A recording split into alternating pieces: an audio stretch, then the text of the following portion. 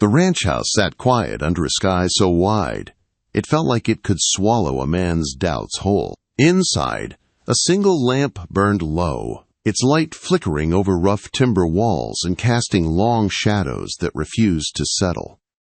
The fire in the stone hearth had faded to orange embers, barely strong enough to hold back the cold that crept through the floorboards. Warren Reeves sat alone at the kitchen table, shoulders heavy, hands rough from years of work. In his fingers he held a single sheet of cream-colored paper, worn soft from being read again and again. His hands trembled as his eyes returned to the same line that had already changed his life. "I accept your offer of marriage. I will arrive on the afternoon stage, Tuesday next. Respectfully, Miss Elena Bowman." Outside, the November wind rattled the shutters and carried the lonely cry of a coyote across the open land. Warren folded the letter slowly and slipped it into the inside pocket of his vest, close to his heart. 6 weeks earlier, he had sent an advertisement to the Cheyenne Gazette, rewriting it 3 times before finding the courage to mail it. He had been honest, painfully so. A rancher seeking a wife for companionship, prepared for hard frontier life, unable to father children. He had expected silence. Maybe a polite refusal. He had not expected a woman to answer without pity or hesitation. Warren stood and walked to the window, pressing his palm against the cold glass.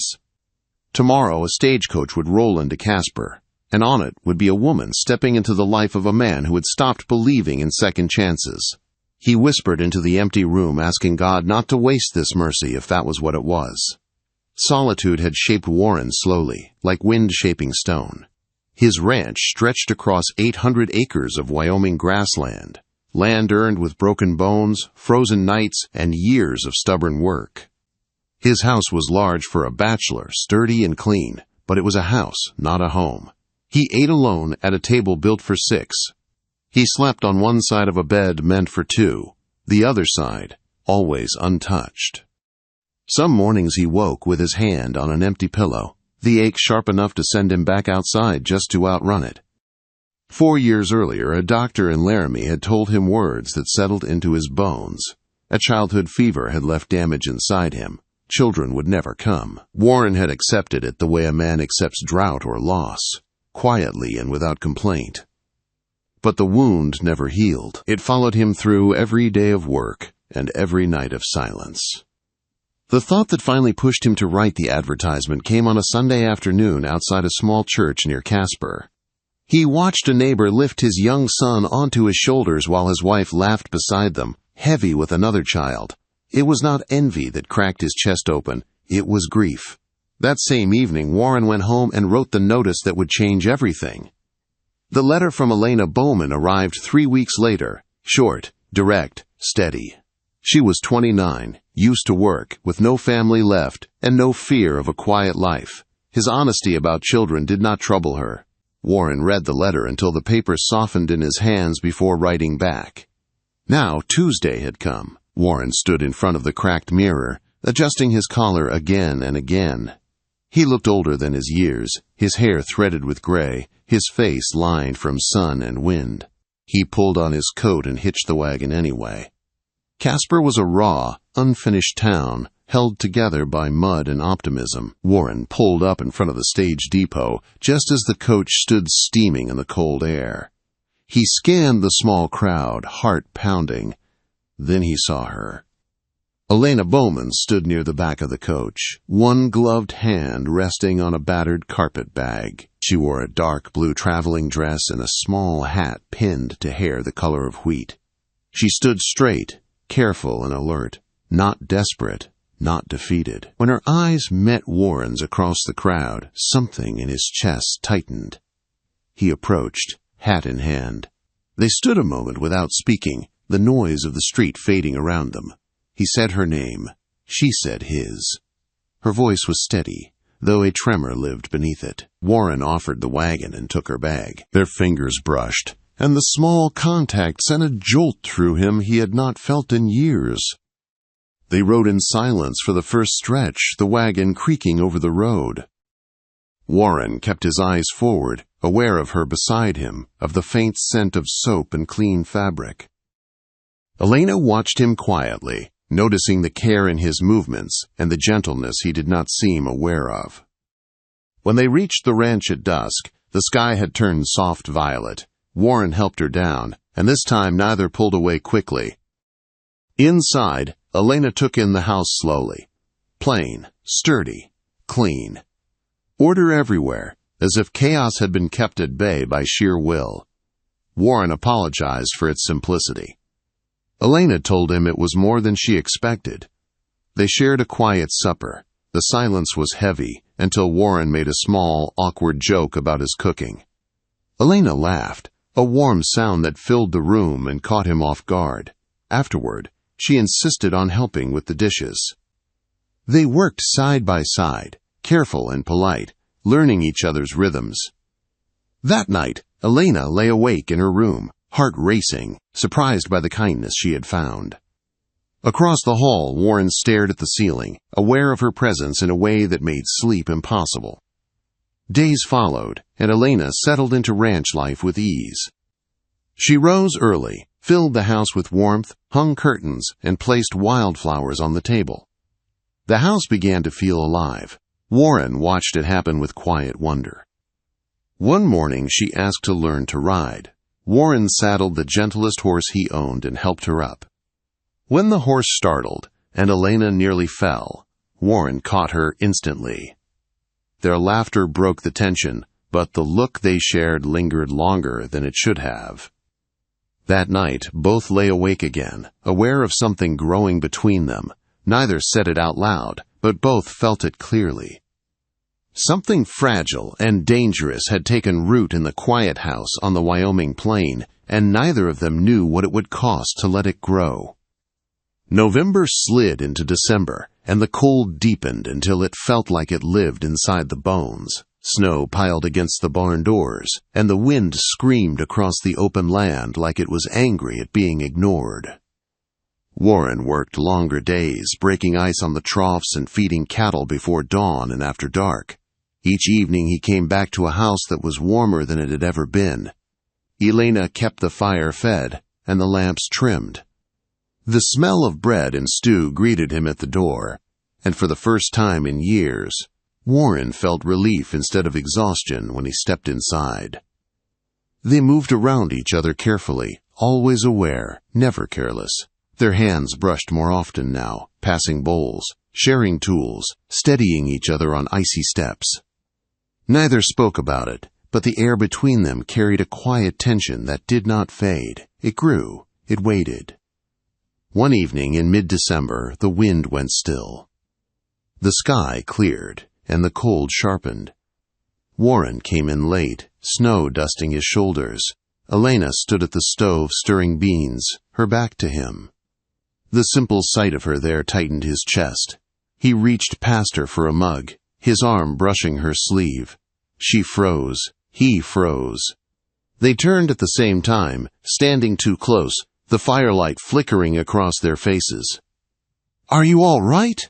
she asked softly. "Fine," he said, but he did not step away. They ate, in near silence. After supper, Elena mended by the fire, while Warren stared into the flames. The quiet was no longer comfortable. It pressed in. Finally, Warren spoke. "Why did you answer my advertisement?" Elena set the needle aside. She looked at him steadily and told him the truth. About being nearly 30. About watching younger women build lives while she faded into the background. About the fear that something was wrong with her. Warren listened, his jaw tight, his hands clasped. When she finished, he told her his own truth. About the doctor. About believing himself broken. About writing the advertisement because he refused to lie. Elena's voice shook when she spoke again. She told him she had never been with a man, that she feared she might be barren. That she answered his letter because she thought it might not matter if the life they built stayed quiet. Warren crossed the room and knelt in front of her. He told her he did not care about children. He cared about her. He told her he was falling in love with her. Elena closed her eyes and leaned into his touch. She told him not to stop. Their first kiss was slow and careful, full of hesitation and longing. When they parted, both were shaking. Warren asked if she was sure. Elena said yes. He led her to his room, promising care, promising patience. That night, they came together not out of urgency, but trust. It was awkward and tender and overwhelming. When it was over, they lay tangled together, stunned by the closeness. After that, everything changed quietly. They shared a bed. They shared mornings and nights. They shared glances that said more than words ever could. January came hard and bright. The world outside stayed frozen, but inside the house, something had shifted. Warren could not stay away from Elena. He watched her move, listened to her breathe beside him at night, memorized her presence. It should have been perfect, but fear crept in slowly. Late in January, Elena woke one morning feeling wrong. Nausea rolled through her. She slipped from the bed and was sick in the washroom, rinsing her mouth before Warren woke. The next morning it happened again. And again. She told herself it was the winter, or the food, or exhaustion. But her body kept changing. Her clothes tightened. Her senses sharpened. Coffee made her ill. Bacon turned her stomach. She hid it as long as she could. She woke early to be sick in silence. She loosened the seams of her dresses at night. She wore her apron tight. Warren noticed anyway. He saw the way she tired, the way she dozed in the chair, the way she flinched at smells. When a traveling doctor came to Casper in early March, Warren asked her gently to be checked. Elena agreed. Fear coiled tight in her chest. She sat behind a curtain in the back of the general store while the doctor asked questions and examined her carefully. When he spoke, the words landed like a blow. She was with child. Elena walked out into the cold air, barely aware of the world around her. She climbed into the wagon without a word. Warren pressed her until she spoke. When she finally said it, he stared at her, stunned. Then joy cracked through him, sudden and fierce. He pulled her into his arms, laughing and crying all at once. But Elena's fear did not lift. That night she worried about whispers, about doubt, about shame. She feared Warren would one day wonder. She feared the world would judge them both.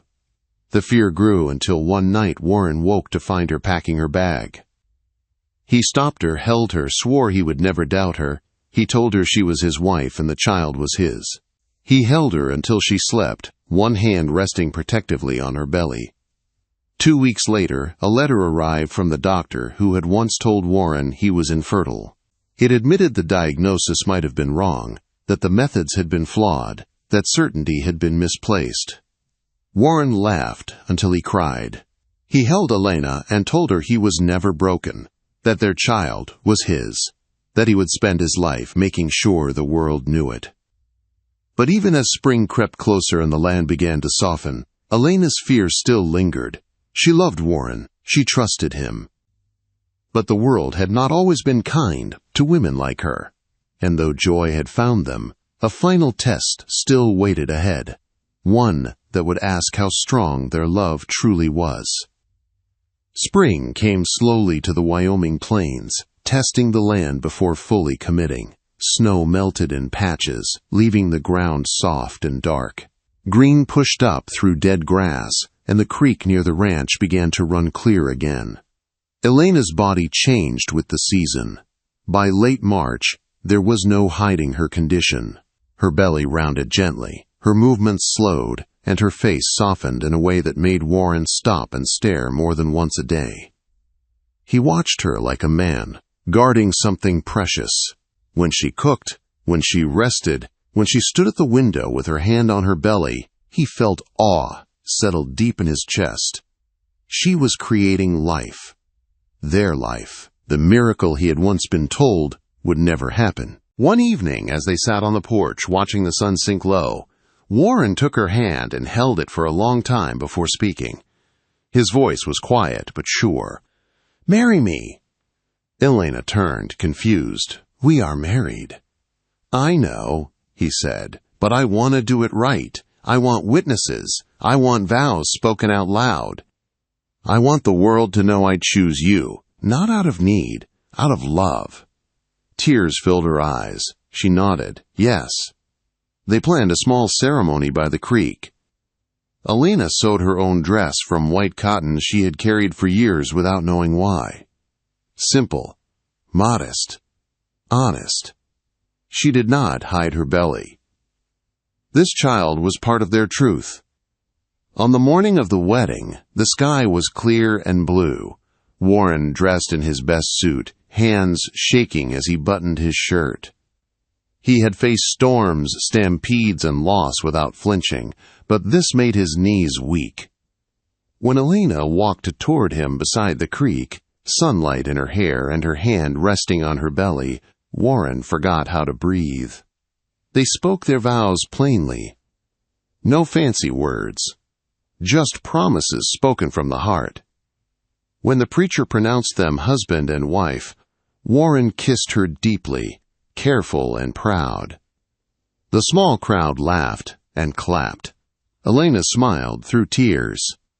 That night, they came together not as uncertain partners, but as chosen family. Warren kissed her belly and whispered to the child inside, promising protection and love. Elena held him and believed him. Their son was born in September, strong and healthy, with Warren's dark hair and Elena's blue eyes. Warren cried openly as he held the baby. All the years of believing himself broken shattered in that moment.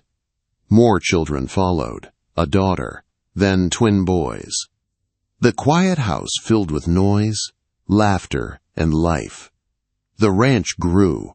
The land prospered. But none of it mattered as much as the sound of children running through the halls and Elena humming in the kitchen.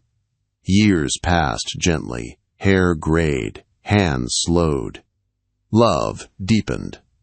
On warm evenings, Warren and Elena sat on the porch watching their grandchildren play, the land stretched wide and green before them.